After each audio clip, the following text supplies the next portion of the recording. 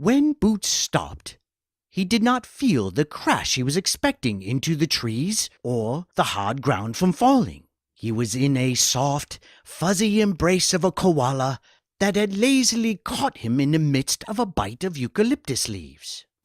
"Hello, mate. What's the rush?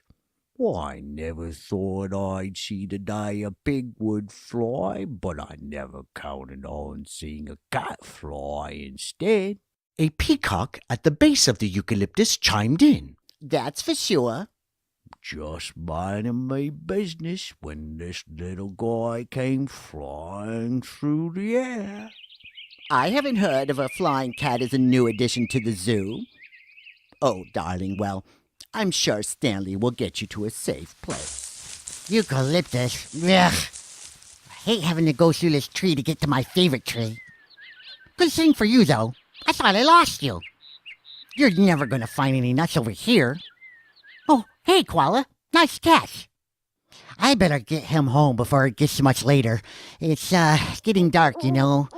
Stranger things come out at night. The koala nodded and let Boots crawl to a nearby limb. He said, "Good day, mate," nodded his head to Boots, and continued his munching. We need to go through the aquarium to get to the outside of the zoo. It's tricky, though. You have to go through the doors when the people open them without them seeing you. If they see you, it just becomes a big mess with all this screaming and running around. But let's get out of this tree first. So follow me." Boots followed Stanley through the tree, and just when they were about to jump out of the tree, suddenly Stanley was gone. Nowhere to be found. Again. Who are you? Are you looking for someone? It's awfully late." Boots then realized why Stanley had taken off. In front of him was an owl, much bigger than Boots, with wide yellow eyes that never blinked. It was dark after all. This was when the owl would begin his hunting. Boots did not wait around to see what would happen next. He jumped down from the tree and ran through an open door into a building which just happened to be the aquarium. Some visitors were just leaving, so Boots was lucky. Now he was in.